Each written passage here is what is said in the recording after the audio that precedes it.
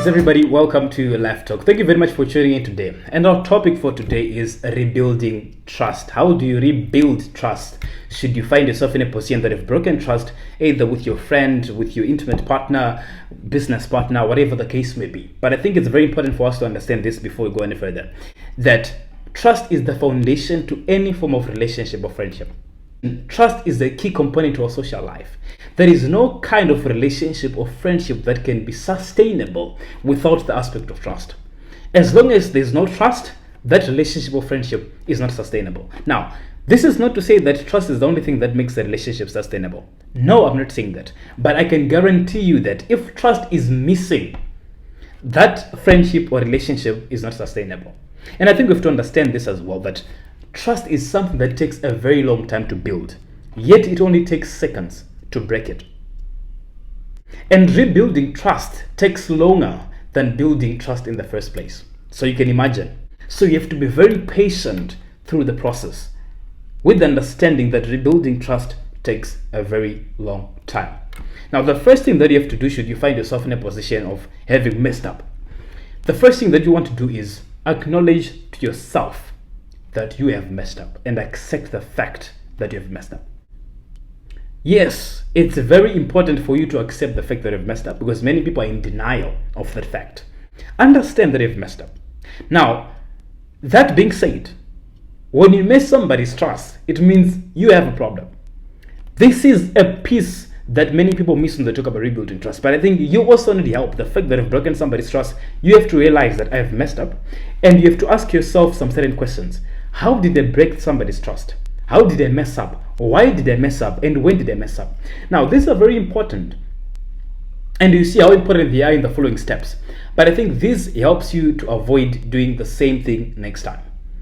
At least you assess yourself and understand, have an understanding and a clear mind that when you go to apply the second step of acknowledging the other person that you've messed up, things make much sense to you and another person.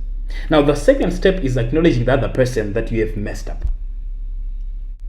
Now, this stage usually affects many people, because many people, I have seen and witnessed so many people trying to justify and explain when they've messed up. Do not be defensive. Especially, I've seen that with many of our gender in a female-male relationship, that when the male person screws up, many a times they try to be so defensive. Do not be defensive. That just makes you less apologetic. Face the facts. You have messed up. Just apologize and shut up. Do not try to explain the reasons and justify. I mean, wrong cannot be justified. Wrong is wrong. You have messed up. You have messed up. I mean, when you try to defend yourself, I mean, it makes you less considerate. When you've messed up, apologize, do not explain, and then just shut up. And when you're apologizing, state it out. I have messed up by doing this. Even if they know what you've done, tell them, I have messed up by doing such and such and such and such. And this is how I'm going to at least try to rectify this problem. From now onwards, I'm going to be doing A, B, C, D. A, B, C, D. I'm not going to be doing these actions. That is the importance of self-assessment when you are going that process of acknowledging to yourself that this is how I've messed up, and this is how I'm not going to do this same thing next time. Now, you have to understand that this person is hurt. You have broken somebody's trust, and chances are very high that this person is going to explode. And you have to give room for that. Give them room to vent out. When somebody's trust is broken, they're going to be having so many questions. They're going to be doubting you in so many ways. And you have to allow that to happen. You can't accuse them, and you can't be mad at them for doing that, because you have broken their trust. So it's your responsibility, which is going to be the next key. It's your duty to be patient. You have to be patient through the process. Allow them to vent out, because they're going to explode. They're going to be asking so many times. They're going to be having insecurities. But remember, it's your problem. And you have to allow that to happen. Allow them to heal. Give them that space that they need to heal. And when they question you, answer them. Do not shout at them for questioning you, because you have broken their trust. Now, the next key is take responsibility. Yes, you have acknowledged that I'm the one who did it. Now take responsibility to correct that which you've done wrong. That means being committed to the process. And I think for you to understand this better, let me say this. Trust is earned. Trust is just not merely given. Trust is earned. You earn trust. And what earn means to gain something through applied effort. To get or obtain something in return to personal efforts. So trust, there is something that has to be done first in order for you to prove yourself trustworthy. Let me ask you this question. Suppose you meet somebody in town. Yes, you know them from seeing them in the hood, right? You come across them now and again. And that person asks you for, maybe let's say they say, hey man, I'm in a tight spot. Can I please borrow $500? Now, you have never had any form of trading or borrowing or lending money between the two of you. This is the first time this person is asking you, and you don't really have that kind of a relationship with them. Would you give them straight up? Chances are you won't give them straight up, but let somebody whom you know, somebody whom you've traded or borrowed or lended money before, come to you and ask you for 500 US. Chances are you're going to give them.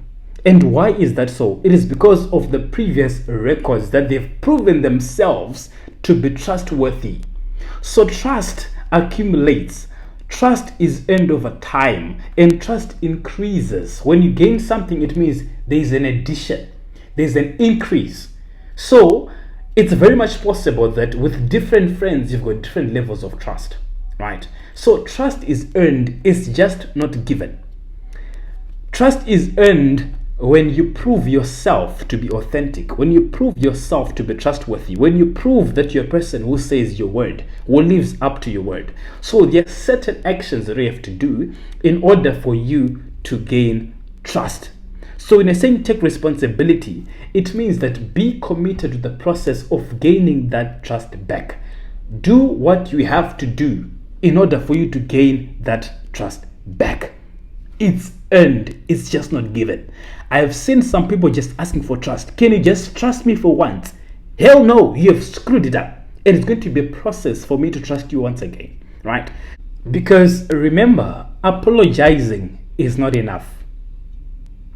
Just merely apologizing and being apologetic, it is not enough. It has to be accompanied by effort. It has to be accompanied by actions that prove that you have messed up. And this will take a very long period of time, and you have to be patient during the process. You have to be patient because probably sometimes there are days when you really want to prove yourself trustworthy, and after some time that person keeps bringing it up, and you just lose that energy. You have to be patient through the process. People heal with different paces, and you have to be able to be patient and allow that person to heal through the process. Another key factor that you have to understand is that communication is very key when you're trying to rebuild trust. It's very, very important for you to be transparent. Transparency is very key. You have to be transparent and you have to be very honest. Even when it means that this person is going to be questioning you several times, answer those questions with honesty. Be honest. Communicate with them properly. And when it comes to the point of being apologetic, when you're going to apologize, I would subscribe that you apologize in person rather than sending a text or just giving a call, right? Apologize in person. It shows that how much you value that person. Now, sometimes maybe going to meet them might not be as possible, maybe due to distance. But if it's possible, I would subscribe that you go apologize in person. Make that effort of going to meet them and apologize in person rather than sending a text to the person, right?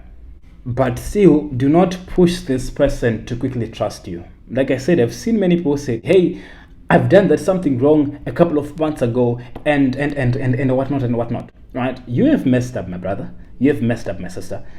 Take responsibility for that. And do not push them to heal. Healing takes time. And especially when it comes to the issues of trust. When trust is broken, it can never get back to its original state.